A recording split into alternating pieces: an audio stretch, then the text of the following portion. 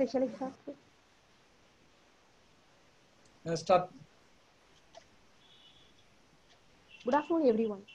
On behalf of Unnat Bharat Abhiyan, SRM Institute of Science and Technology, welcome you all for webinar on awareness of National Education Policy 2020, in which our beloved Vice Chancellor, Dr. Sandeep Sacheti, is the keynote speaker. SRM Institute of Science and Technology has been organized many activities like skill training, basic education, paper bags making for livelihood, tree plantation, etc. In the 8 SRM adopted villages such as Anjur, Varathur, Tenmelpakkam, Chettipunniyam, Natarasanpattu, Patravakkam, Kolattur, and Kalibandapattu. As National Coordinating Institute, IIT Delhi conducted the webinar on National Education Policy 2020 on 16th September 2020. UBA volunteers are also advised to conduct webinar to create awareness of National Education Policy 2020. Now, I request Associate Director Campus Life, Unnat Bharat Abhiyan Nodal Officer, Dr. V. Thirumurugan, to give welcome speech. Over to sir. Respected VC sir, all the participating faculties and students of SRM, participating students and teachers of all other institutions, dear school teachers, students, villagers of SRM adopted villages, and my dear UBA team members. I welcome you all for this visual event organized by UBA SRM. The Union Government has recently approved a new education policy which brings about major reforms in schooling and higher education patterns. Our VC, who is a versatile personality in the field of education and known as an institution builder, will explain the outcome of the new education policy through this webinar. Here, I would like to mention that our respectable VC has immediately accepted to deliver the speech on this subject today, despite his busy schedules. Thank you, VC sir. He is the right academician to talk about this subject since he has been globally associated with various educational activities and devoted his 35 years of long service to the students community across our country, apart from visiting many parts of the world. I welcome our beloved VC to deliver the address on the new education policy 2020. Thank you all. Deepa, over to you. Yeah. Dear participants, on behalf of UBA coordinators of SRM Institute of Science and Technology, I welcome you all again for webinar on National Education Policy 2020. Any queries, if you have during the webinar, you are requested to post in the chat box of the webinar room. During the question and answer session, your queries will be answered. All participants are requested to fill up the feedback form, the link which will be given to the end of the session in the chat box. Now, I request Dr. Sendil Art, Associate Professor of Mechanical Department, to introduce about our honorable speaker to all the participants. Over to sir. Thank you, madam. This is a great opportunity to introduce our honorable Vice Chancellor, Dr. Sandeep Sacheti, known as Institution Builder, holds a PhD degree from Queen's University of Belfast, United Kingdom.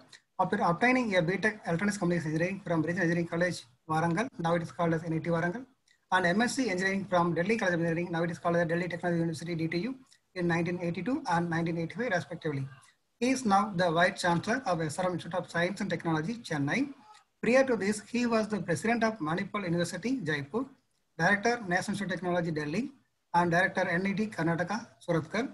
He has also served as Director in Charge, NIT Tiruchirappalli, NIT Calicut, School of Planning and Architecture, SPA, Delhi, and Mentor Director, NIT Goa, NIT Puducherry, and NIT Sikkim. Dr. Sacheti began his professional career at MBM Engineering College, Jodhpur, as Assistant Professor in the Department of Electronics Communication Engineering in 1984, and later moved to Malawian Regional Engineering College, now it is called Malawian National Institute of Technology, as Associate Professor in 1990. education. BTech degree in ECE from Regional Engineering College, Warangal. It is now NIT Warangal in the year 1982. MSc in Engineering from Delhi College of Engineering, now it is called Delhi Technology University DTU in the year 1985. PhD degree from Queen's University of Belfast, United Kingdom. Professional roles, President of Manipal University, Jaipur, Director, National Institute of Technology, Delhi, and Director, NIT Surathkal. Director in charge of at NIT Tiruchirappalli, NIT Calicut, School of Planning and Architecture, Delhi, and Mentor Director at NIT Goa, NIT Puducherry, and NIT Sikkim. Principal Coordinator of QAP Polytechnic Program of AICT in 2005. Chairman of National Institute of Technology, MCA Common Entrance Test on India Entrance Test in 2008. Chairman of Central Counseling Board, CCB, in 2011. Chairman Direct Admission of Students from 2010 to 12 scheme of MHRD under Government of India. Currently the President of Association of Indian Universities, AAU, New Delhi. Professor Senthil, I think we can stop it here. Let's have time for our NEP discussions. Thank you so much for this introduction. Can I make a beginning? Yes, sir. Thank you, sir. Please. Yeah. Thank you. Okay. First of all, thank you, Dr. Tirumuruganji, and entire team from the UBA of SRM, the Unnat Bharat Abhiyan team of SRM, particularly Dr.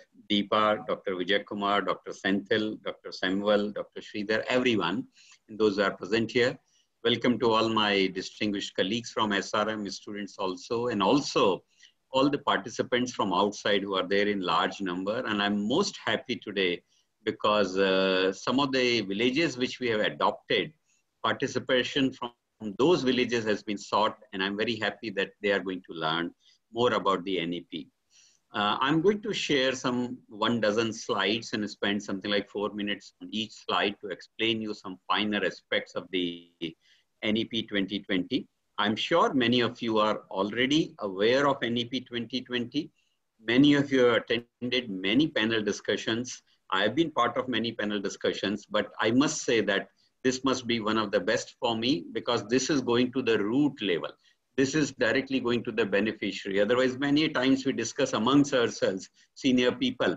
We already know many things, but we have also preconceived notions. But here, the young generation should take advantage of this. That is the real mandate for us, and hence this effort. And hence, when I was requested for this, I think in a single nod, I said, yes, I'm going to do it. Whatever may be the time and effort, doesn't matter. I'm going to be available. So friends, I'm very happy to now share my presentation to you. Hope you like it. I'll also like to tell you here that time may be given as 2 to 3 p.m. In case we have a slight overrun and in case you have some pertinent questions to NEP, which requires me to address, I think I'll continue for 10-15 minutes more beyond that if it is so. So don't feel constrained because of the time is what I will try to tell you. Okay. So with that, we'll possibly start the presentation part of it. So number one is what was the need of the NEP? And this need of the NEP or the key drivers for change is what I have brought out here. And by the way, these are not my thoughts, my dear friends.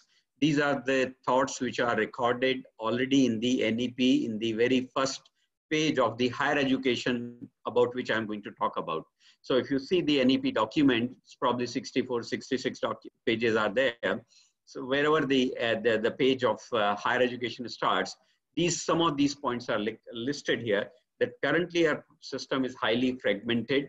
We have a lot of silos and rigid separations of disciplines. We had limited access, though access was improving and government was working on that. We had limited institution and teacher autonomy, lesser emphasis on research. We know that only recently we have started emphasizing research, suboptimal governance and leadership. Maybe people like us were never trained to do the job which we are trying to do. So maybe now there'll be much more solid mechanisms that how people will come to the fore in terms of leadership, deans, directors, vice chancellors, others. Ineffective regulatory system. We know that there were something like 17 regulatory bodies and there were counter directions from each other. Even now during COVID time, someone is saying one thing about our examination, another one is saying something else. And therefore the regulatory was a challenge. And of course, the large affiliating university was another big challenge which we had. And some people took it as a very bad system. only possibly such a system prevailed in India, rest of the advanced world didn't have. I think these were the reasons why new NEP has come. Now come to the NEP 2020. Now this has come after 34 years. Most of you know it, but it is not that we did not attempt it 15 years back or 20 years back or 5 or 7 years back. We did. There was a Yashpal committee. There was a Hari Gautam committee. There was a TSR Subramaniam committee. There were 1 or 2 more efforts in between to rectify or correct the policy. 34 years was a long period, and long because the changes were becoming fast. The changes in the technology, the changes in the expectations, the input orientation has changed to output orientation. Various things had changed. And that was the reason why everyone was deeply interested in how education can change. Unfortunately, education is a slow moving entity, and therefore it took a lot of time. 34 years is a lot of time. My own expectation with this new policy is that it will take us ahead for next 15 to 20 years. As you can see here, which I'm trying to highlight here, 15 to 20 years. Beyond that, they will require a new policy because the changes are fast. But then what are the key points? The key point is new policy has the potential to reform and has a focus on reform and therefore potential to transform. I think that's something very, very important. Can it transform? Yes, we are seeing a transformation from an offline mode to an online mode and policy facilitating that. We are seeing a transformation in form of purely education or teaching or learning to research, integrated teaching and learning, even at the undergraduate level, and so forth. If you see, there are many aspects through which we can transform the thing. And obviously, the whole policy is focused on the world-class education in pursuit of excellence, which is very, very right. The best thing about the policy is this policy has been achieved or derived or finalized after a huge amount of consultative process.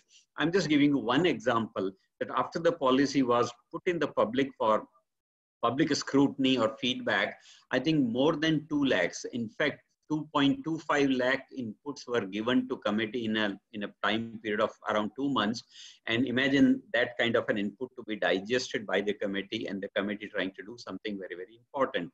So I think it's a consultative process which made this whole policy very effective. I would say this policy has certain dreams and very ambitious. An example of that is 10,000 institutions giving degree awarding. Right now in India, probably only 800 are giving. 1,000 universities are there, but some of them around 200 are very new, so they might not have given degrees. So right now, degree awarding power is typically around 800, 900 institutions, whereas in next 10 years, we need to take it to 10,000. In fact, the policy gives us time up till 2035, next 15 years. That's going to be a slightly daunting task, but it's a dreamy policy. And why should we dream? We should dream big, then only we can try to achieve it. If we don't, if we curtail our dreams, our wings right here, we'll never achieve it, okay? And obviously this policy covers all the aspects of KG to PG. Of course, I'm not going to talk about the school education and KG to +2 level or that level. I'm only talking about the higher education. And therefore, you can say that that's something very good. The new regulatory framework is something very good, that there is going to be a new HECI, which will be a single regulatory body, and under which there will be 4 more bodies which are going to do certain tasks. I'm going to show you something more about that in one of the slides. All in all, the regulation will be light but tight. Can't explain it much. We'll see how it happens. Fingers crossed for that, but that is what the government intends to do. Light but tight basically might mean it will give you a lot of liberty, but if you're caught doing something wrong, you will be tightened and you will be kind of given some heavy penalties. And that's what is meaning of light but tight, in my opinion. The government traditionally has focused on what we call the old policy also, or old government drive also, on access, equity, quality, accountability, and transparency. I think these parameters have been further emphasized in this particular case, but I would also hope that through these new policies, we'll get the speed, efficiency, and diversity, which is very important. We need to do it fast now because we cannot be slow. World is changing fast. Efficiency has to be high. For every rupee spent or every minute spent, I think the return should be good. And diversity is multidisciplinarity or multiplicity of things which we can do. So all those things possibly would be there. So there are so many other things which are there, which are getting promoted in this new policy. One more set of general comments where some targets are given for the NEP, in my opinion. And these are, number one, till now, education has been either the regulatory centricity, what country's regulatory body says, or it became the institution centric. For example, an X institution giving Y program. If you have to take it, otherwise leave it. So it was, you can say at the best, institution centric. And last, maybe a department or a teacher centric. Teacher says, I can teach this subject, and that's how it comes. Nothing else comes about. But when a student says that what we want to be learning, probably that would not be offered very easily. And that is why this policy says student centricity. Remember, mark my words, this is going to make the education system, teaching, learning, everything, examination, very, very different. You will be surprised to know when I talk, I'm not going to talk about examinations today. In the policy, if we implement everything, examinations can also be on the demand. A student can say, today I am ready for examination, give me the examination, and teacher may or institution may give the examination on that day. So education is also going to be multidisciplinary education. Another interesting facet would be 3 or 4 year degree programs, particularly for BA, BCom, BSc, which are traditionally 3 years, can also become 4 years, not compulsory, but one can do it. I think that's the order of the day. This was experimented earlier in Delhi University. I would say successfully in a very good model, but unfortunately it was closed at that time, but the new policy has brought it back. And that's a very, very positive aspect. Some of the countries in the world which are advanced are experimenting or using this particular thing. Another good thing is the online and ODL is going to be kind of mixed up, or a new mode of education delivery. Just 20 days back, we had an announcement of the new policy for online and open distance learning. And that says that both are acceptable, both are complementary, supplementary to each other, and both will survive for all the time, because beyond your 25 years of age, up till 60, you may possibly not come to the classes or full time, and you may still get educated with whatever you want through the online and ODL mode. So important. A national educational technology framework is being now talked about, so that the adoption of technology becomes better. The challenges we are facing, which type of technologies to be used? Do we have an Indian equivalent of Zoom? Do we have our own independent examination systems which we can tailor and which are very light on the bandwidth requirements? Do we have those devices which can facilitate this work? I think all that will be taken care by NETF. Then, of course, single entry examinations. The National Testing Agency will facilitate that. That's a good move, because you don't have to appear in multiple examinations. Right now for engineering, you appear in multiple examinations. For maybe a medical, it's not so. But in some other cases, once again, law, etc., there are many examinations. So why so many examinations? You can appear in one examination, but multiple times if you so require, 2 times, so that you can have your best performance counted for your admission. So that is the NTA thing which will bring. There will be an extra emphasis on accreditation. So there is going to be a national agency for accreditation rather than distributed like NBA, NAC and all. And then there will be more agencies coming in for accreditation. Of course, there is some importance given to teachers training adequately. We'll possibly have some point later in one of the slides. Internationalization has been opened up to some extent. Indian institutions can put their campuses outside, and the outside people can also put campuses in India, both ways. I think this is something important for diversity point, which I was mentioning. And with that, you'll probably learn more about rest of the world, what designs they want, what practices they follow, what is good and bad in their system, how we can market them, and so on and so forth. So world will become a global village, and obviously we need to internationalize to make sure that we live in that global village and take advantage of that. In overall terms, I would say everything is given a flexibility, an autonomy, or a control to the user or the performer or the producer or student or whatever that may be. Like that, this is the policy. Some of the key initiatives, if I tell you in terms of the numbers, if I say, I think one of them is very big one. 6% of GDP will be the educational budget.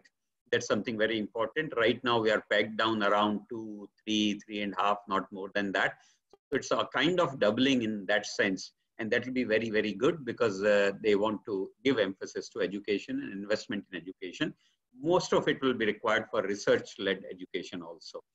The gross enrollment ratio, number of students going from +2 level to the higher education, will have to be increased. And therefore, there is a thing called GER, which is currently, as per the policy document, it's 26.3%. But right now, it may be around 27% or whatever, has to be increased to 50% in 15 years. I think that's a very ambitious goal we have. And once again, we are working towards that.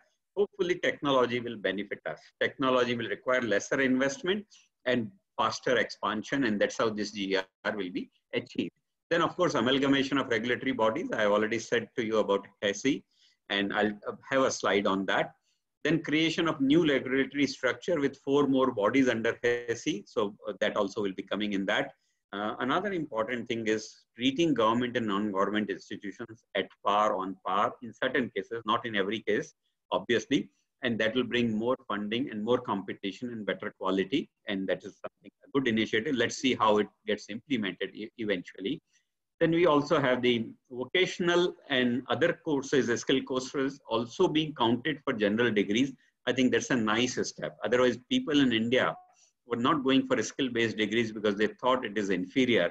It is not. In fact, for me, it is more important, but people are not going for that. Now that everything is having a level playing field, you can possibly say that it's a nice step. Scholarships for students have been emphasized through one of the 4 bodies which are going to be there, so that even ordinary people can go to the good institution. Streamlining of accreditation systems. I've already said that there'll be a single body which will be doing that. And then additional focus on teachers training and accountability. I think teachers training is emphasized, but accountability has also been emphasized. So these are some of the key initiatives which are there. When I come to the new regulatory framework, which I was saying, it will be HECI, Higher Education Commission of India. It will have all the bodies amalgamated except for BCI and MCI. I don't know the reasons why they have not been included. Maybe they were very diverse. They were more complicated to include into the current system. Except for these 2, most of those which were there, like AICT, like UGC, like Dental Council, like Council of Architecture or Pharmacy or Nursing Council, whatever those were there, they have been amalgamated in one sense of control. But the existing bodies, same, agriculture, veterinary, NCT, Council of Architecture, veterinary, everything, they will continue to be functioning. They are not going to be dismantled, but they will work towards the professional standard setting bodies. They'll take care once I'm graduating as a veterinary scientist or let's say doctor, what I do and do I have proper training and all that will be taken care by them. But till the time I'm in education, this HECI probably will call the shots in terms of what needs to be done. And these are the descriptions of the 4 bodies. The first is NHERC. It's a single point regulator. Educational outcomes, finance, good governance, infra, everything will be controlled by them. The second one is the NAC, robust system of grading, independent institutions, new benchmarks for quality. So they will identify furthermore accrediting bodies, and they'll probably make the accreditation omnipresent. All institutions may eventually have to go for that. Let's see how the rules will come out later. Then one for the funding, it's mainly for the scholarships and the institutional financing and all that. And we have bodies like HEFA, which will probably be submerged in this particular thing. So they'll give liberal loans to students and institutions both. And then there'll be general councils. So there'll be student-related outcomes, graduate attributes, and various other things which are there. And then once again, National Higher Education Qualification Framework, National Skill Qualification Framework, this NHEQF and all that will be amalgamated through their efforts. So these are the new regulatory framework. Not much is known about these frameworks right now in detail. We will gradually work. I'm sure UGC, AICT, MHRD, all those committees are already working on the new framework, and hopefully this will be made public in terms of its further functioning. Right now, the broad structure is known to us. The second and a very, very important thing for me is the use of technology. As I was saying to you, efficiency will come from that, speed will come from that, reduction of cost will come from that, transparency will also come from that. To some extent, accountability will also come from that because it's related to transparency. But because if I use blockchain, etc., I think that there will be a traceability of everything which I need to do, and therefore the accountability and other things can also be taken care and established. So technology is something very, very important in our life. If most of you might be very young, if you have seen in 30 years, the mobile, the connection between all of us has changed because of the mobile, and that's technology driven. Now it's going to be the energy, solar energy, once again, technology driven. Now, once again, the transportation will become very cheap and omnipresent. That will also be because of the technology. Electrical vehicles will come, and so on and so forth. So you'll see technology is now going to intrude and make a space in education in a big way. Number one, I already said that NETF will be there, which will make you ICT ready and mitigate the digital divide. In fact, I would say that if you can mitigate, if you can counter the digital divide, it will actually become digital provide. Everything will be provided to you digitally. I think that will be the power of the technology. So let's not worry too much. When technology comes in, initially it separates the rich and poor and urban areas and rural areas. But overall, if it grows fast, it reaches the rural areas and benefits them most. Today, rural area people can see the TV, can have the transportation, get all the electronic marketing things done, have mobile connectivity, see cinemas and entertainment and everything. And that's because of technology only. Okay, so education will also go into technology space. All these will mix, in my opinion. Online, distance, virtual, amalgamation will happen. It's already happening indirectly. Use of internet, DTH, mobile, all those and various other gadgets and devices and tabs and iPads and iPods and whatever, laptops and desktops and various other devices, including conventional radio is being used in terms of teaching, learning. Somewhere the lessons are being given through the radio and community radios also in the vicinity, various things are there. Same way, we'll possibly use a lot of electronic and IT-based things, management information system, educational resource planning, or maybe you can call it university resource planning, learning management systems, electronic attendances, assignments, webinar, one we are doing right now, all will happen. Another important thing which will happen will be the emergence of virtual labs. Labs will go virtual. They'll not be necessarily physical. Though physical lab will be sitting at the back, you will be controlling it sitting in your own room or with your own laptop. The rest of the equipment or the knobs will move according to electronic control, which we'll have. So it's not that there is a real equipment is missing or we are showing some simulation. No, it will be a real lab, like a lab, but you'll not be inside the lab. You'll be doing it from outside. That's the meaning of virtual lab. However, in certain cases like computer programming and various other computer things, I think you can still simulate things sitting on your laptop because you can bring the machine or server or any class of machine in your system also. And that is what the virtual lab means. Technology-based learning in form of MOOCs, and we already know Diksha, SWAYAM, Prabha, etc. are happening. And now government is also driving, all institutions are driving, all the library things, all the books, everything should be in the electronic form so that the distribution users can be much more. See, I may take a book from library for my own reading in my room after issuing that, but I'll use it for 1 hour. For rest of the 23 hours in a day, that book will be lying useless, actually speaking. So if it is in electronic mode, you can use it for 24 hours. You can just give it on the basis of token, and that's how it will be there. Another interesting example of technology will be, we always write, have you written your examination? Have you written your examination? We always write examination. Imagine that I'm handicapped, I'm not doing well, or something has happened to my hand or something. Can I give a speaking examination? I think that will be a very interesting shift. So natural language processing, NLP, which I have written here, will facilitate that kind of a thing, that rather than sitting in the examination, I can stand in the examination. Rather than writing the examination, I can speak in the examination. So everything possible can happen through the technology. This will be there. And the last point is, of course, very important. One can give full lectures on these kind of things, which are very important. The artificial intelligence, the big data, the machine learning, the AR, augmented reality, virtual reality, for enhancing learning and counseling. A good example I'll give you, if there are some students from history, and suppose I'm teaching you about Maharana Pratap, or I'm teaching about Akbar, or whatever I'm teaching.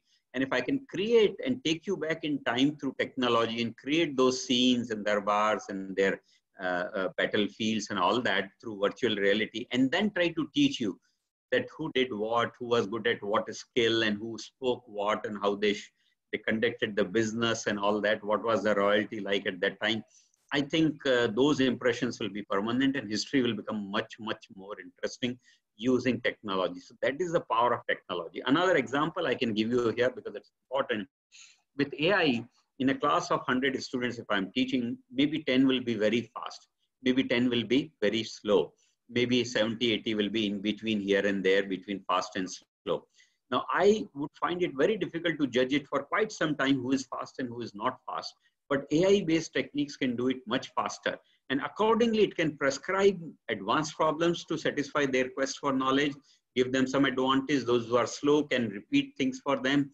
And therefore, AI can help me progress, attain a better progress, attain a better speed, and attain personalization of education, I would say. And that is what I call student centricity. A student will be able to go as per their choice. All fingers are not equal. All students will not be equal. And therefore, teacher does only one thing in the class, and that is equal to all. With that, all students cannot be satisfied. So technology once comes in with AI and other things, I think it can satisfy all others in a different fashion. I think that is the power of the technology. The next point, I'm not going to touch many things in this, because in this 45 minutes, it won't be possible to do everything which you might essentially want to know. But I'll be open to your questions. I'll be open to your suggestions, and I'll be open to your additions also in case I miss something important. So I come to the main policy, obviously, is to deal with the academics and research. So my next two slides, this slide and next slide, is basically talking about the academic and research only. So number one is a student centricity, which I've explained to you. The second thing is academic bank of credit, a very interesting, you can say, a concept. I'm going to explain this to you in next slide. It basically means you can get educated teaching, learning anytime, anywhere, and obviously features, many other features, which I'm going to show you in the next slide.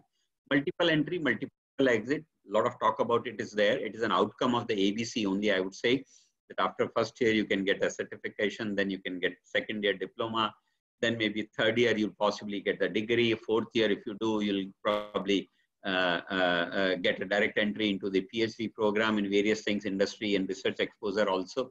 So different levels, different degrees, different expectations, different outcomes.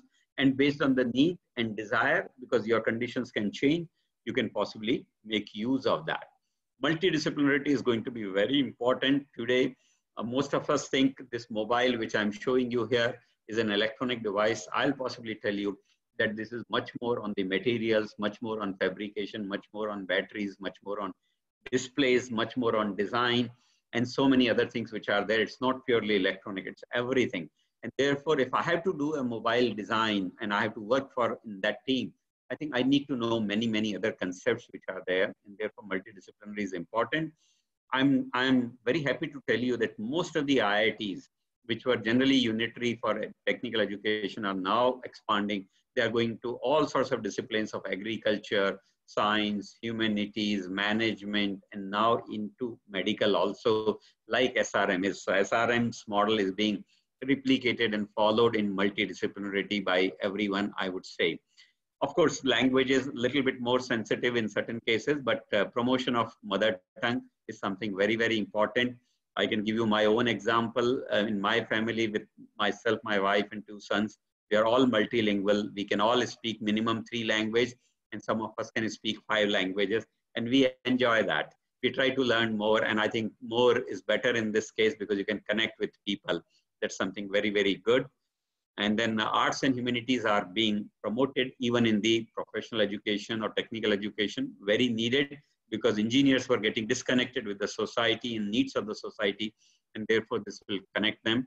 Once again, a single entrance examination, I've told you. Examination reforms, one thing I told you about speaking examinations or standing examinations. Examinations can be open book, examinations can be on demand, examinations can be group based examination. This will all be based on the technology which is there. And finally, we need much bigger support for adult education or mature learners. As I told you, after 25 years of my age, I cannot be sitting in a class every time to do a course or learn something about subject. So beyond that age, I'll be considered as an adult educator, a student, or a matured learner. Until 70, 75, depending on my interest, I'll keep getting educated. And for that, there'll be a different support system. And that is what the new education policy brings to us through academic efforts. Now, this is something very interesting. I'm able to show this to you. This is not yet finalized, but I'm working on behalf of the government committee or UGC committee, you can say. I'm one of the members, not only me, other members are there. And this ABC, the Academic Bank of Credit, is something very unique, which will change the shape of the academic world. If you see from the anti-clockwise, the left side, any subject combination, so you can mix engineering with medical, with social sciences, with arts, humanities, and agriculture, and you can still have a degree. And there's no problem with that. The second thing will be the mixing of what we call the distance, online, regular, virtual, and it will all become what we call flexible education, flexibility as decided by the students which are there. The third thing will be a lifelong learning. So because the knowledge is changing fast and we need to learn a lot, you'll probably find that lifelong learning will be important. And that's where the multiple entry, multiple exit will come. I have done something, I get a job, I go and get the, support my family. After I have saved something for my family, I can again come back to education, again do a higher degree if I wish, and again go back to job and again come back and do something else like that. So multiple entries, multiple exit. And one interesting thing with this, if it can come, would be even a 4-year degree in engineering can be done in 3 years for fast learners. That is a potential power of this particular ABC. Not only that the 3-year is going to 4-year or can be 4-year, 4-year can also go to 3-year. That is the power of this particular policy as you're seeing. Then of course the international and national boundaries will be punctured. There will be nothing called physical campus or locations. You can go anywhere, do anything. You can transport yourself into the SRM campus and you can study in SRM as if you are inside the campus, but you may actually be outside. So that's the power it will allow. Next is convert credits into degrees and diplomas. So ultimate value will not be degrees. Ultimate value will be credit. If I have earned skills credit, I can still get a job even without degree, diploma, and certificate. So credit will be the new currency of the education. And finally, if I make very complex set of choices for making my credits, I may not fit my specialization in commerce or arts or science or engineering or medical. Then what happens? I have earned enough credits for my degree, but they are not fully specialized. In that case, I'll get a degree called Bachelor of Liberal Education. That is the provision which we are trying to do here. And that is the ABC which is there. I hope you understood the basic concept which I'm trying to do it here. There won't be enough time to do all that in this case. The next point which I'm emphasizing is basically about the research. So I need not say much except that we need more into research. Our economy will be driven by that. Our industry will be driven by that. And fortunately, we'll have more time now because the learning is more emphasized, teaching is less emphasized.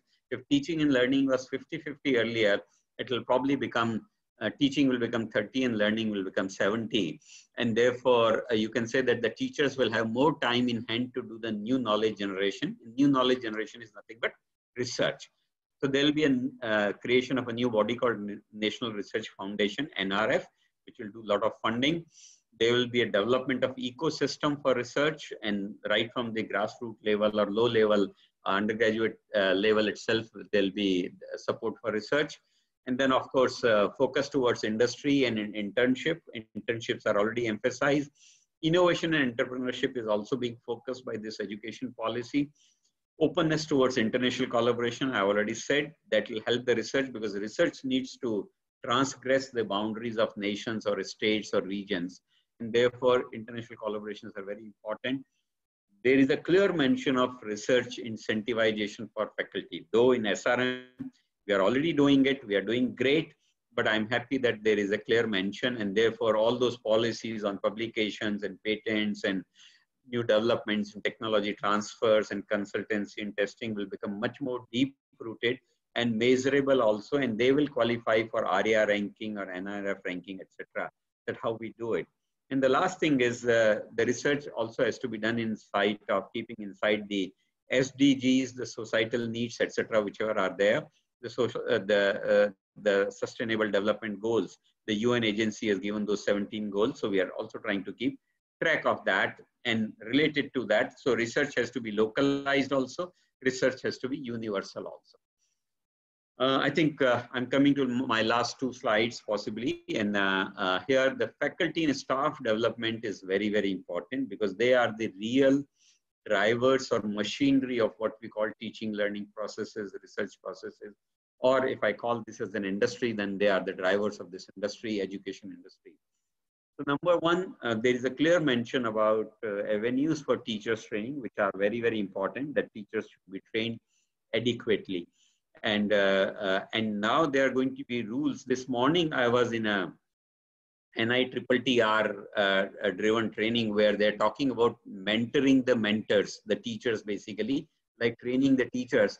And there was a clear mention that how the mentoring has to be different, how it is to be more accountable, and how it is to be used, because a teacher's role will become multidisciplinary or multifaceted. Teacher will be a facilitator, teacher will be a counselor, teacher would be a friend or an entrepreneur also.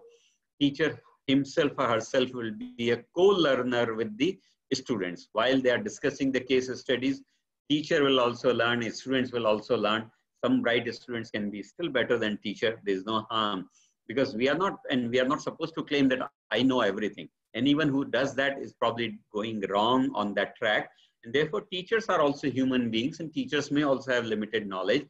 But when we come together, 20 minds come together, 100 minds come together, I think we can be a big resource. And that is what a teacher has to be in times to come. So teachers will have to facilitate lots of good things and be open, be receptive, and don't feel shy that I don't know this, I don't know that. But if you don't know it today, tomorrow you come prepared and explain it to your students very well. I'm sure your students will love it. They will respect you because they know that this teacher has worked for what we wanted him to work for. And then we'll get the esteem and we'll get paid for those things in indirect returns also, fine? So teacher autonomy is going to be a little higher. Till now, teacher autonomy is relatively limited. And they will be now present in many, many bodies where they were not, and therefore their role representation will be there. Teacher will have a strong role in research and knowledge, new knowledge generation, which I already told you. Acceptability of higher degree of multidisciplinary qualification is important. I know in my own discipline, most of people of my age were getting a degree called electrical engineering. When they did masters, it became electronics. And when they did PhD, after 5-7 years, it became computer became the 4. And so they have 3 degrees in 3 different disciplines. They are the best people. But yet when they go to institutions in government, typically they say, no, you don't have a master's in my discipline, or you don't have a PhD in my discipline. And that's why you don't find that some good people are able to make entry into some of the institutions. So multidisciplinary qualifications will be very important. I may come from material side, but I may still be doing work in electronics because electronics requires a lot of materials. Like that, it can happen. Teacher award and reward system will be augmented, representation in various bodies, and of course, empowerment of board of governors on faculty and staff recruitment. This was something, a big bottleneck, 35% vacancies in most of the top institutions, which is what we used to hear for the last 5 years. I think that is going to go away. The boards will become responsible. In fact, in terms of governance, board will elect the new board and the chairman will elect the new chairman in certain cases, in certain institutions also. I think that is a power the board is going to get, and therefore they will select the faculty, and also they will do the staff recruitment, which will be there. So that is how it will be there. And then I come to my, I think this will be my last slide, if I can say so. Everything good on paper will always be good as long as its implementation is good. As long as its implementer is good, as long as you and me are good, then only the policy will be good. Otherwise, it will remain on the paper only.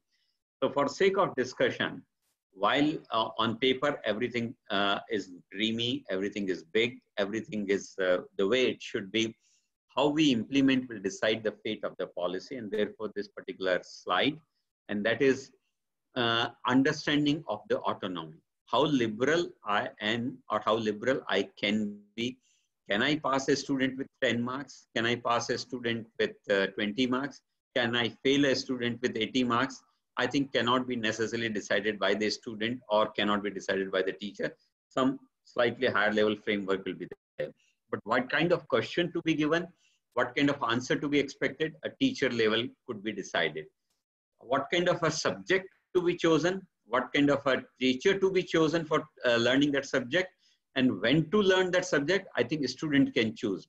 So I'm just giving you the examples of the same course teaching learning in terms of autonomy. Something will be decided by students, something by teachers, something by system, something by regulatory bodies saying that, okay, you can give credit at one degree at 150 credits or 120 credits, like that. And therefore, understanding of autonomy will be very important.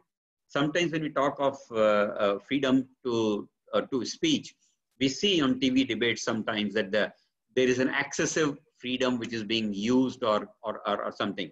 So the level has to be understood. What is the right level where you have to stop and where your level begins and stops? And therefore, autonomy is something very tricky for all of us to understand. Suppose I had to have the financial power. Can I have the financial power of crores and crores of rupees? Or should there be someone looking at the Vice Chancellor also, that Vice Chancellor should not misuse his power, or some other authority should not misuse his power? And therefore, autonomy is something very important. So taking it to right levels with right protocols, with right accountability and transparency, and all that is important. Second thing is budget allocation. We have said 6% of the GDP will come for the for the education, but how much for higher education, we don't know. Since I'm talking about higher education, I'm concerned, would higher education get adequate budget or not? We don't know. And of course, how much of self-financing, etc., will be required. Those aspects are also not absolutely clear. Obviously, over a period of time, this will be covered. Now, if I presume that large amount of budget will come to us, do we have capacity to consume that budget? I doubt. I have worked in government for enough number of years, 29 years. And therefore, I know that there are limitations in the government also, huge. And of course, private sector is limited by generally by the investment. And therefore, consume budget is also a challenge. Suddenly, I bombard money on you and I give you heaps of money, you will be lost and you will be making wrong investments. You will be making mistakes by investing at places where it is not required because you think you have the money. And that's another challenge, that how to use the money purposefully or budget purposefully, effectively, and whatever. So I think consumption of budget is something very important. And most of the government institutions have faced challenges in that. The biggest challenge, in my opinion, will be the one which I started with an example in the beginning. Right now, 800 to 900 institutions are giving degrees, and we still find a lot of wrong goes in degree awarding, and government is trying to bring a lot of checks using NAD, National Academic Depository, to make sure that those cheatings become less and the wrong type of degrees or other degrees which are fabricated are not there and not used. And imagine now that 10,000 institutions will be given degrees. It's not only for 10,000 institutions giving degrees, it's also about empowering them. Actually speaking, when they give their own degrees, they'll decide their own curriculum, speed, syllabus, what to do, examinations, everything they will do, then only they will give degrees. So it's basically making them autonomous and empowering them. But eventually this will be a very, very big challenge. In last probably 10 years, government was working on this. They could only convert less than 1,000 institutions or maybe less than 500 institutions to autonomous status. SRM has 2 or 3 of them, Arishwari College or Aravalli MI, they have both obtained the autonomous status, but there are very few institutions who have done that. Of course, the purpose here is removal of existing affiliating system and see it in the light of next one. If I'm in a rural setting where the population is not very big and there are only 1,000 students in a rural setting, and I run a college or someone has donated a college, there to have the independence and degree awarding will be very difficult because they may not have very senior people. They may not have big strength in a given discipline. And therefore, this is going to be a challenge, that how to remove the affiliating system and how to sustain the rural setting institutions without affiliating them. Okay, see these 2 points in a singular fashion, and then you'll understand what I'm trying to say. The last 2 challenges from my side, my dear friends, are availability and recruitment of good quality teachers. Unfortunately, in India right now, the positioning of the teaching fraternity is not very high, either maybe economically or otherwise socially, in terms of respect. It's not bad also, let me tell you, but it's not the best also. And therefore, many good students who top our classes, college and institutions, who come with gold medals and other things, don't necessarily opt for teaching as a profession, though we are trying to do many things. So I think this will be a challenge, how to attract good people to teachers. And even if we are not able to attract good people, those who have been attracted to teaching, how to make them good, I think that will be a bigger challenge. How to make them a very able teacher, how to make them a teacher by choice and teacher by heart, how to make them work for teaching profession and learn, research profession. I think that will be a big challenge. And so that will be an implementation issue. And finally, the smooth functioning of newly defined regulatory bodies. So under HECI, there are 4 bodies.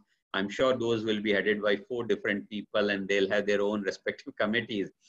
And once again, we don't want that those 4 should start not cooperating and collaborating with each other. I give you an example. I was a member of Distance Education Council, which became quite famous, I would say.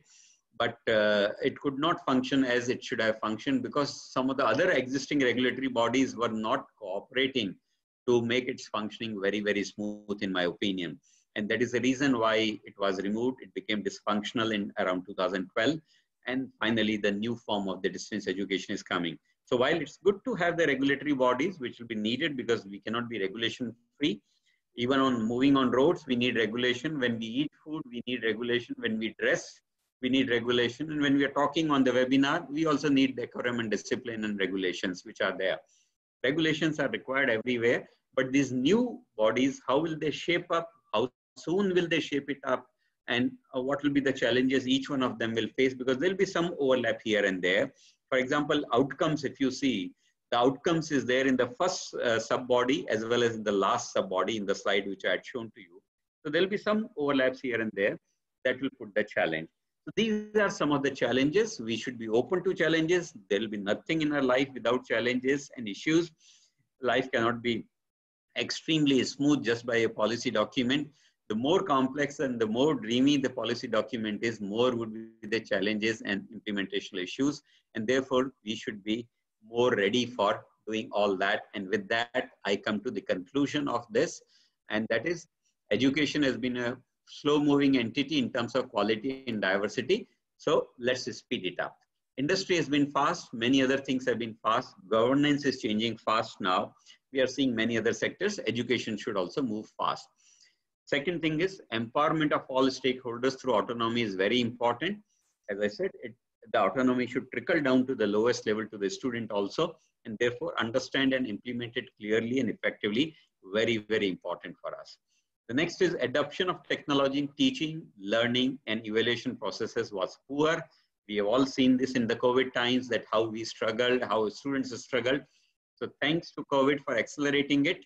And now NEP also, thanks to NEP, that it is formally accepting it. It has made a mention of, as I said, NETF, it has made a mention of virtual labs, and therefore technology is now well accepted as far as policy is concerned. So we need to embrace it for good. Don't run away from technology. A lot of people say, what happens? I'm not seeing my student physically and no eye contact, no body language. Yes, agreed, it is not there. But very soon such things will also be overcome. But it is better than doing nothing. If you are not using technology, you would not have seen the face of the student also. Even a small expression you might not have done. Or maybe he would have wasted his time, entire year without teaching, learning. At least that is happening. So let's see the good side of everything. Bad side can be minimized by our own efforts whenever and whatever we can do. And then finally, change is the order of the day. New policy is precisely catalyzing the same in many ways. And therefore, my request, my mandate, my suggestion, my humble assertion here would be, let us react to all these changes and all these policies positively and use it effectively. That's my message, my dear friends, to you. Thank you so much. I think with that, I close my presentation. I've possibly taken 5 minutes more than what I was anticipating, maybe. But thank you so much for listening to me, for your patience and everything. I'm open to any observations, maybe criticism also, if I may say it very clearly, and of course, suggestions. So thank you so much, UBA for this opportunity, and to SRM, and to all my colleagues and all those who have joined. I'm very happy to see the number 1001 right now. Very good, thank you. And I'm open to any point you'd like to make. Anyone who is coordinating this particular aspect, please raise the points and questions. Thank you. Thank you. Thank you so much for your wonderful presentation. Now question and answer. Over to Dr. P. Vijay Kumar, Associate Professor of Teaching. Thank you, sir. Thank you. Thank you, sir, for your inspiring and more insightful talk on national education policy. There are a few queries raised by the audience. And Sankrit is asked that did the new policy affect the education a lot or not? New policy affects a lot or not? Yes, sir. Can you yeah, I think it's affecting it a lot, no doubt about it, but still the impact or the effect will be in our control. I want to make it slow. I want to implement the technology or changes or let's say the ABC scheme in 5 years. I'll do it in 5 years. Those who are ready, those who are advanced institutions, those who have better infrastructure can possibly do it fast. So policy doesn't say that you will implement it tomorrow or in 1 year or 2 years. It will probably take us 15 to 20 years. So we will decide our own pace. But you know that some of the changes which have been highlighted in the policy are for good and which are being followed world over for whatever reasons. And therefore, if we can do it faster, I think this will be beneficial to all of us. That is my take and that is my suggestion. Yes, Thank please. you, sir. Thank you. Another question from Mr. Anurup, third year BTech student. Yeah. I am a third year BTech student. Yeah. What would be the impact of new education policy 2020 if I choose to go ahead with higher studies? Okay. Number one, higher studies, when you go for, there'll be many tracks where you'll find the input side is controlled by what your previous qualification is there. So that change will happen, that I may have a degree in electronics, but I may still do mechatronics, or I may still do computers, or I may still do something more. And that will be the openness of the education system will happen at the entry level, that people with different streams and background can join and do that. Number two, when you go there and you find that you've taken a course, but you find that it's not very interesting, within the course also you can change the stream and take more electives. That's the second thing. Now there is much more openness that you had a dream to go outside India for your master's, but you can't afford the 2-year cost. You can still go for 1 semester and come back or maybe do 1.5 years and go outside, and you can still do a degree and you still have the international exposure of what you want to do. So all those changes called multidisciplinary, different time, you've got a job while you're doing your master's and you'll take the job, earn the experience, earn some money. After 5 years, you can come back and complete your master's very, very easily and still change the direction if you want. So all sorts of flexibilities are going to come, my dear, in these courses, which is what is going to make it student-centric. Yeah. Thank you, sir. Mr. Harris raised that, sir, I am still a light confused how the companies will judge us based on such a abstract education with mixed subjects and a credit system rather than diplomas and degrees. How will anyone judge our level of education? The Harish, you said, Mr. Harish, thank you for this important, interesting question. I think we have been doing a wrong thing traditionally, that you judged me by my piece of paper. I may be a PhD, but I might not have done good enough work in my PhD. So should you take me for a job or not? You shouldn't actually. And therefore, PhD is just a gate pass to enter into something. But rest of the judgment has to be what Sandeep Sancheti can deliver, what an individual can deliver, what knowledge he has, what skills he has. And industry was never interested in these pieces of paper, but unfortunately even they couldn't control, because for a given position there will be 100 application and therefore they cannot take the interview of 100 people. So they will screen, and when they screen, to become more transparent, they will say, okay, those who have PhDs or those who have masters or high percentage will take it. henceforth, world is changing. Even TCS is changing. I know Google's and Microsoft's are taking people without degrees. And therefore, I would say that credit, you say, sir, I have earned these many credits. Let's say I have earned 50 credits and most of my credits are in artificial intelligence. I may not have a degree or diploma, but the person who wants to employ me for artificial intelligence will judge my ability in the artificial intelligence because I have shown that I have those credits. And based on this, and that's why I mentioned in my ABC slide, credits will be the new currency of education. And by the way, on the lighter side, I must say that there will be a less importance of the piece of paper called degree. There will be much more importance of your ability, skill, confidence, knowledge, experience. And that is why this 3-year can become 4-year and 4-year can become 3-year, depending upon what you want to do. So I hope, Harish, this will satisfy you. Thank you, sir. Mr. Gautam Ramkumar, full-time research scholar from SRM IST, raised the question. New Education Policy 2020 will enable global collaboration in research. What will be the impact on global collaboration in research? Impact has to be positive. Whenever we dream of something new, we generally think positive. So as I said, this is a dreamy policy and they have opened up the research with the positivity. See, 1992, we opened our doors for foreign investment and all that. We opened our economy. One could have asked what will be the impact. It was done with the positiveness that will help us grow economy and growth and all that.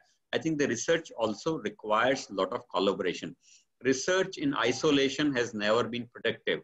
Imagine if Edison had to sell the bulbs where he invented the bulbs, probably it would not have made the difference. Same with any other technology. If steam engines were only limited to UK, there was no point. Everything else in this life has an importance when it comes to research, and research has to be global. I understand research on water, research on air quality, research on soil can be little local. It can be Tamil Nadu, it can be Chennai, it can be KTR, it can be anything within the campus also, it can be different. But when it comes to most of the important technology, they are global. Tell me, is the computer technology or mobile technology or internet technology, which are the top 3 in the world amongst the top 5 technologies of all time in the mankind's history, you can say, these are listed as amongst top 5, these 3 are there. Are they not global? The same computer which you get in US is you get in Japan, and same you get in Africa and then in India also. The same mobiles are there. The same technologies are prevailing everywhere. And therefore, the research has to be global. Opening up of our doors will make the research global, but its implementation can be local in certain cases. I can have a different version of CDMA or GSM suitable for India. Japan can have different, America can have different, and so on and so forth they can do. And therefore, the research seeding would be very nice if it is a universal thing so that it helps the entire mankind. And by the way, let's understand that the world has become a small village.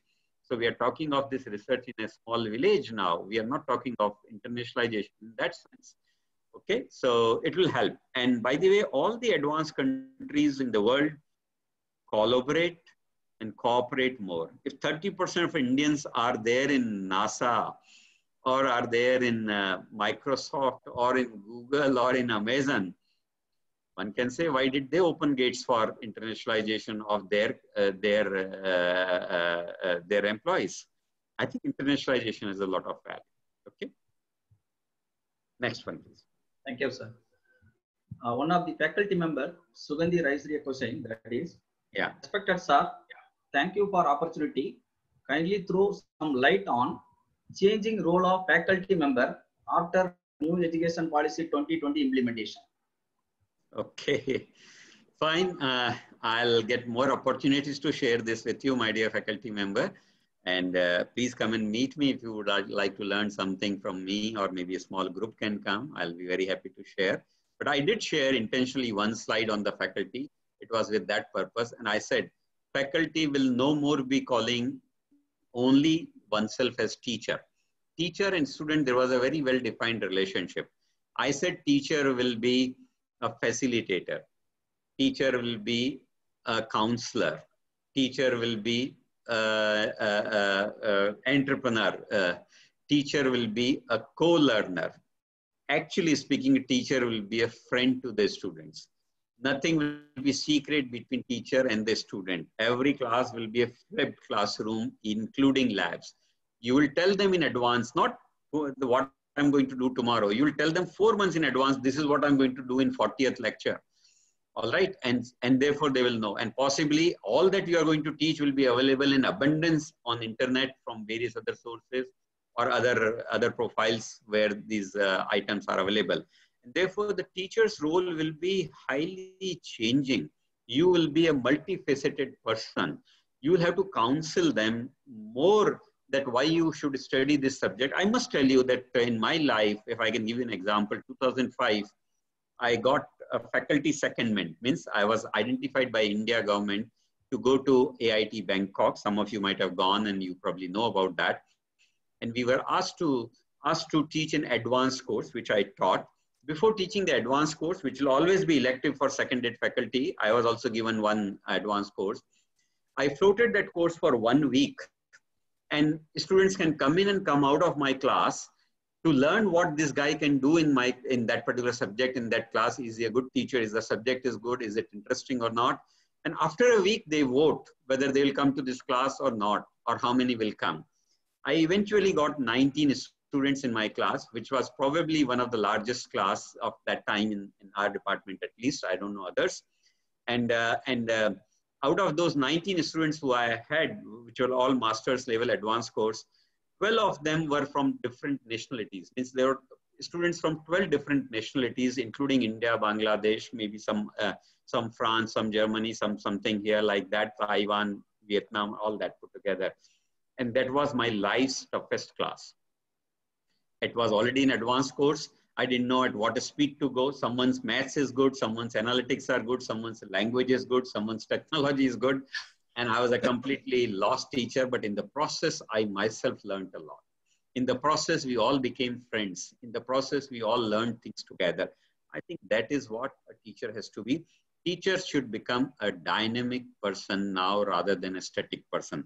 Teachers, initially, when I became a teacher, I know that when you enter into the department, you are given the worst of the subject, which was not chosen by any senior teachers. This is what happened. Today, it should be the other way around. Today morning, when we were discussing in another panel, someone was saying, Professor Dhande, who is who of Indian education, IIT Kanpur and various other bodies and various other things. He was saying every teacher should do one parallel course for himself or herself during every semester. That is something very important, and then only you can keep yourself updated. So my suggestion to you is teacher will keep defining himself or herself the way it should be based on the circumstances. Teacher can be a co-inventor also. Teacher can be co-researcher also. Teacher can be every role. So teacher will be a multifaceted personality, in my opinion. Yeah, we can have more questions if you have. Please. Jaspreet Chowdhury raised the question, that is, India's new education policy 2020 has scrapped the MPhil degree. Do you think the fresh master student can go for PhD directly? Yeah. Okay, Jaspreet, I'm not the best expert on that because in engineering we never followed that, and I primarily hail from the engineering background. But I must say that I've seen the world outside India, and they follow the policy of catch them young. They don't drag them too much into this. Basically, after 4-year degree, where you have spent 1 more year, what you generally do in the second year of your master's is a project, dissertation, or 1-year industry work in engineering, let's say. So that work is now eliminated, let's say, and with a 4-year degree, you can enter into the PhD program. And PhD program, obviously you're doing a lot of courses. So whatever was missing in your so-called advanced courses or master's courses, your student guidance committee can prescribe that for you. So initially you'll do 4, 5, 6 courses which are there, and based on the number of credits required. So part of all that master's requirement was being done already in the PhD itself. And suppose you start, now you'll not be enrolled for PhD directly in certain cases. There will be a filtering process, or there will be a control process. And if you don't perform well, you will be, after a year or two, can be given diploma or can be given a master's degree and you can make an exit.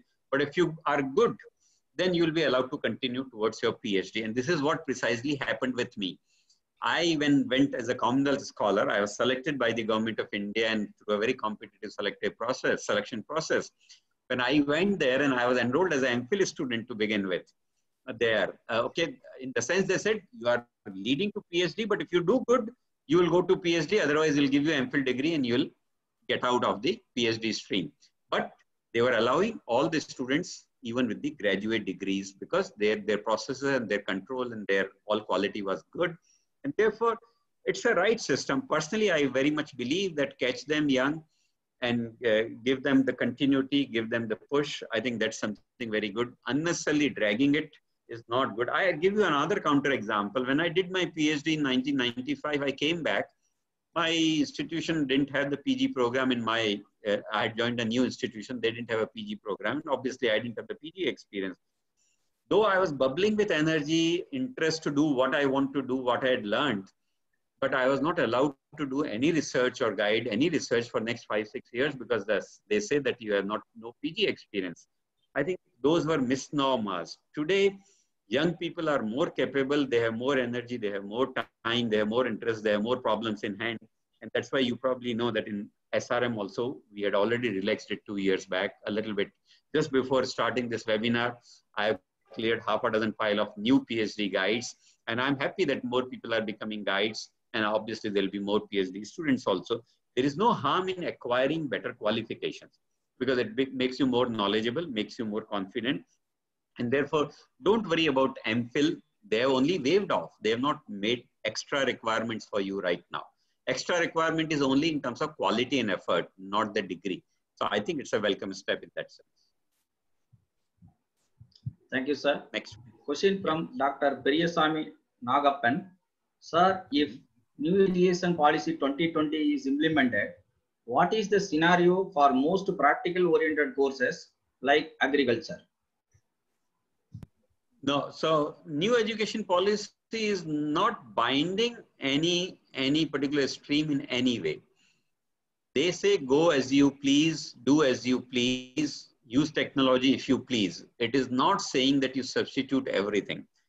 However, I must give you an example that how technology can substitute if something is not feasible otherwise.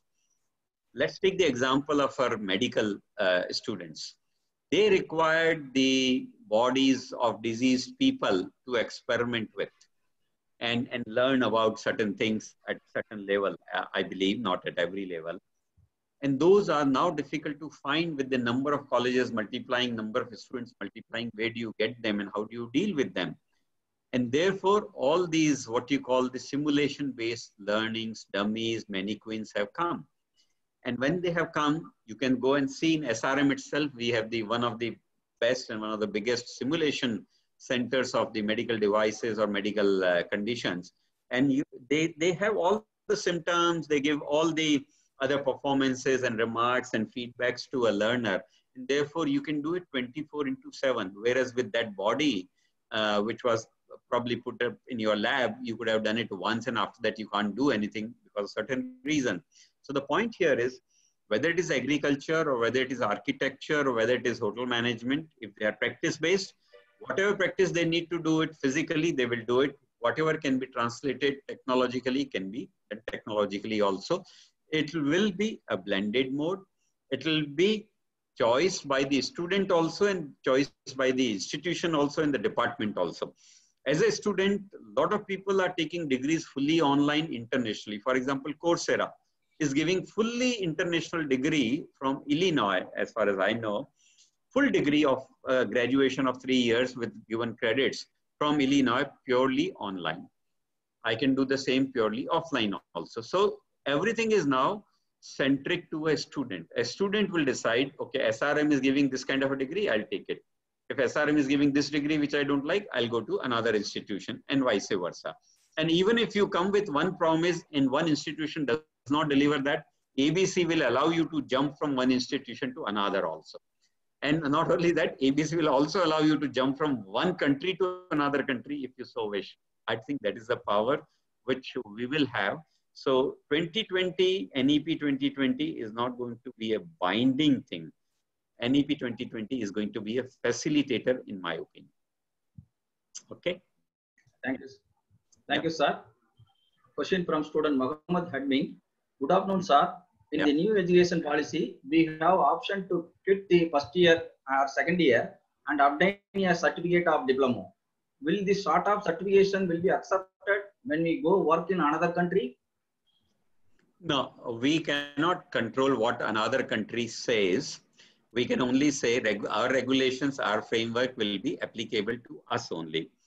But if I'm giving you after first year a certificate, another country will consider your certificate, but that doesn't mean that they are bound to give you jobs by the certificate. They will check your skills or your performance or your knowledge and then give you a job. And I'm ready to tell you that even without certificate, today people are giving jobs. As I gave you the example of, if you see Tanmay, okay, Tanmay is helping Google and Microsoft. You go on LinkedIn and you go on Facebook, you'll probably see he's lecturing every day to senior people. I happen to know him because I was once on a panel with him and I was quite excited and he was also excited. What I'm saying is even without degrees and certificates and diploma, things can happen. We cannot bind anyone. It's something like that. Can you say that if I have an Indian passport, everyone will honor the Indian passport? No, they still want visa, okay, to enter into another country. So another country will have their own rules. But the point here is, because Indian higher education is very vast, well accepted, and we have equivalences established through AIU and various other bodies, in most cases, whatever we say will be taken on the face value of it. Rest will be based on the value you offer. Knowledge you offer, skill you offer, service you offer, expertise you offer will decide whether that particular piece of paper will be useful or not. But the importance of piece of paper is going to go down over a period of time. Next one. Thank you, sir. A question from Divyashri. Is this new education plan already applied or is in the phase of discussion? In terms of approval, it is clear. Now, it is to be implemented, and therefore the government at its own level is also talking about the implementation. The processes, I'm not going to define what is the process adopted and why it's right or wrong and all that. Okay, the formal publications, etc. will happen, but that mandate has been given, the implementation, and that's why several committees have been made. I'm in one such committee of ABC, and we have already prepared the regulations and given it to UGC right now, that these are the draft regulations from our side. We have been working on that for last 1.5 years. And therefore, I can say that, yes, some parts of the policies are getting implemented. Some parts of the policies are being drafted. Some part of the policy will take time. For example, autonomy is already being granted to colleges. As I said, 500 to 1,000 colleges have that autonomy. But then we need to take it to 10,000 very soon. Similarly, we talked about technology. So technology already, because of COVID, so many things are happening by force. Okay, but now we have formally accepted it, so it's fine. So something is happening. But when I go to the regulatory bodies, they have not been dismantled right now, except that the MHRD has become MOE, Ministry of Education. So first change has happened. So they have started implementing those changes. Okay, at the top level, MHRD has been called MOE. So that change itself reflects that the implementation has started happening in some way. But dismantling of UGC, AICT will possibly take time, or creating those new bodies under HECI will possibly take some time. So ultimately, I see a scheme like ABC on which I'm working, along with the rest of the team, possibly will make a start next year. Next academic year, it should be able to make a start. Okay. Thank you, sir. Question from Shankalp Singh. How will be this new education policy 2020 affect my 4-year BTech education? What is the new for me as an engineer? I don't know in which year you are, my dear friend.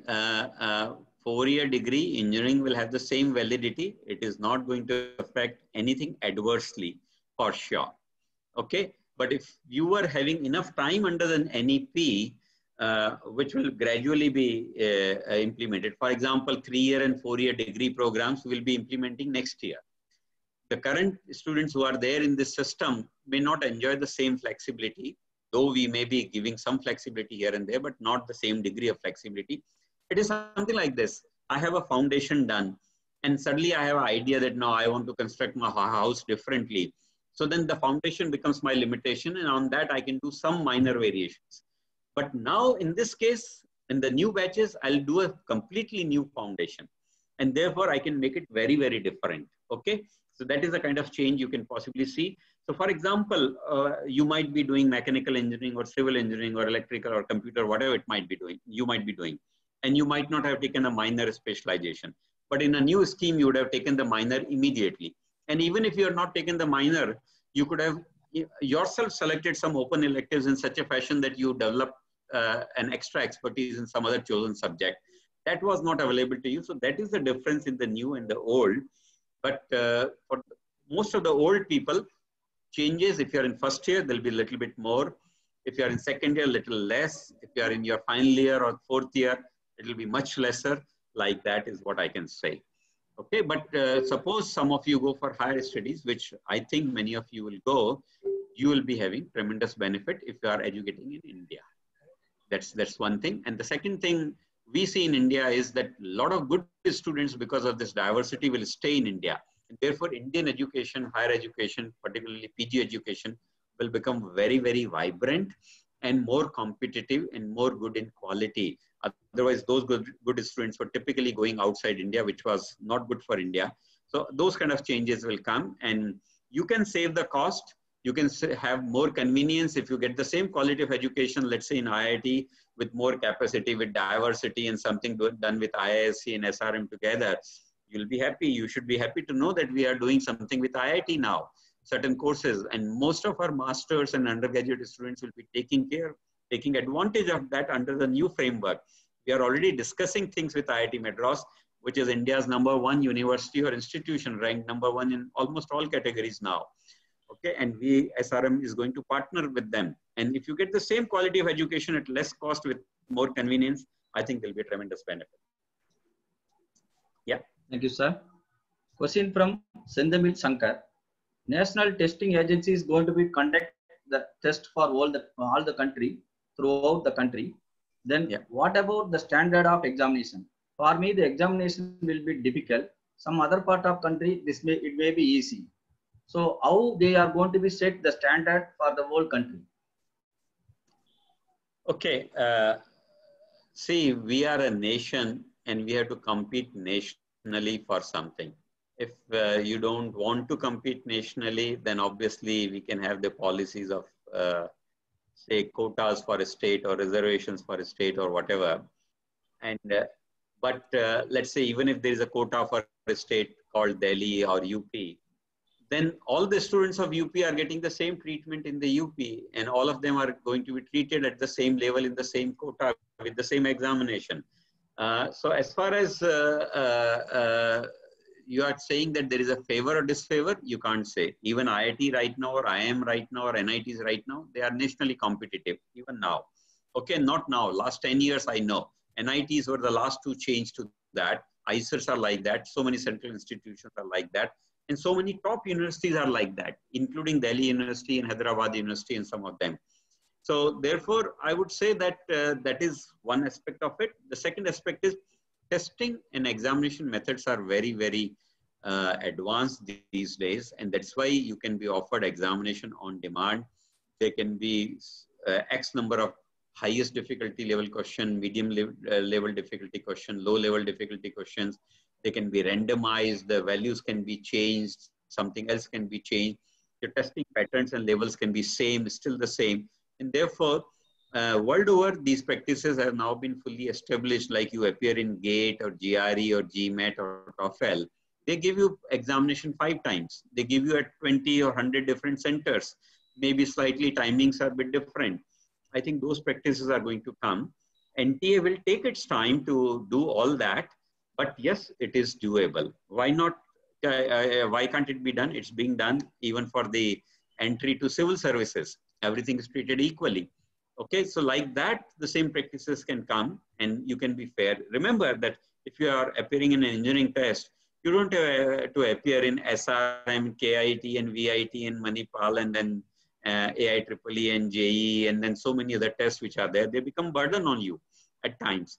And then consistency is not there. The levels of courses are different or the contents are different. Nature of test is different. So it's difficult for you to prepare.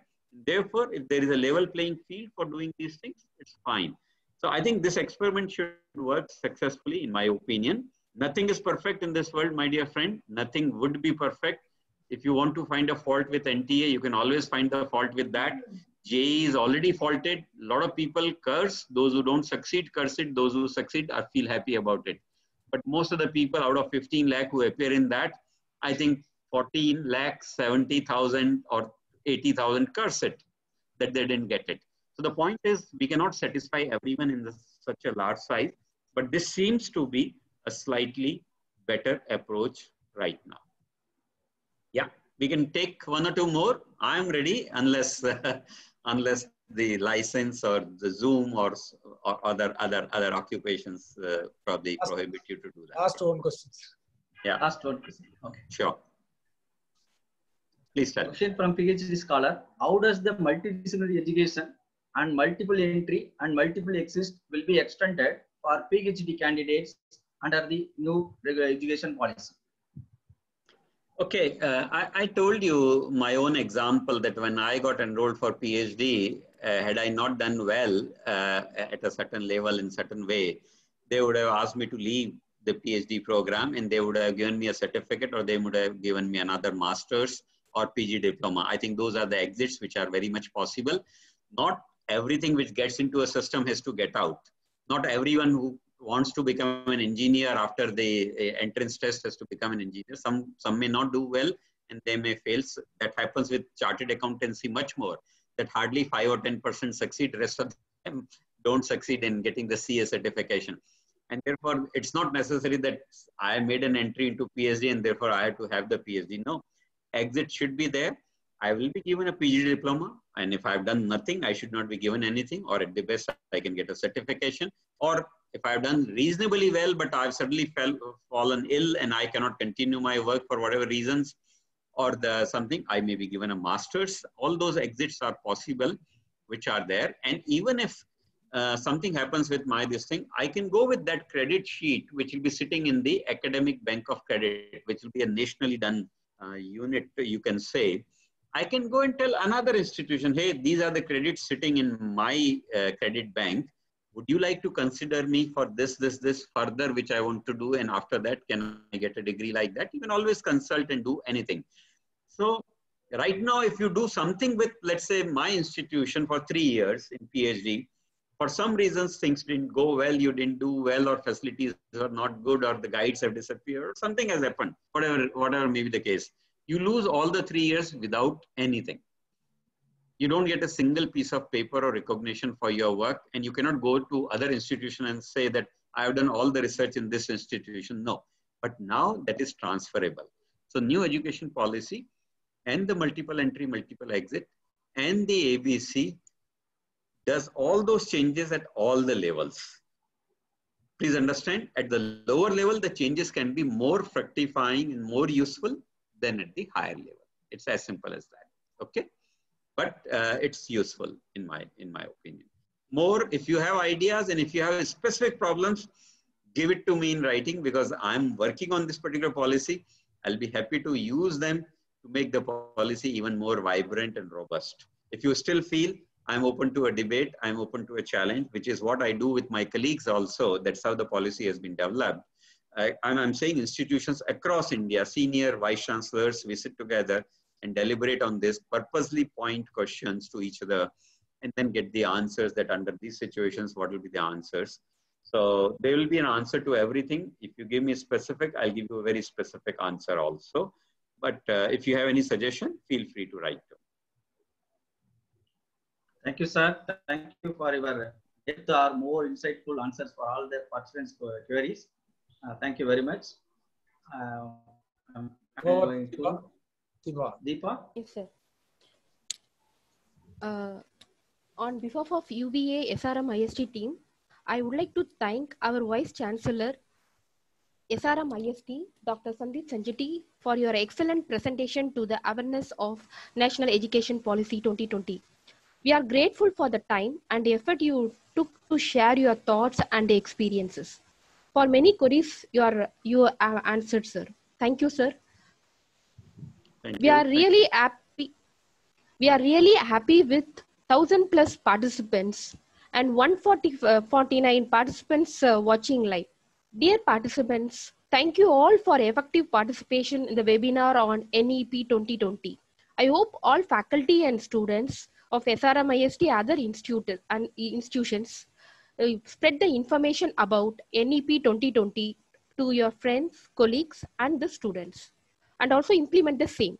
I hope this NEP 2020 will be useful. Thank you all.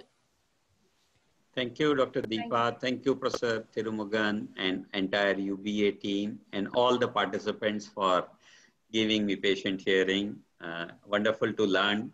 All these deliberations help us prepare very well and learn something new, which is what has happened with me also.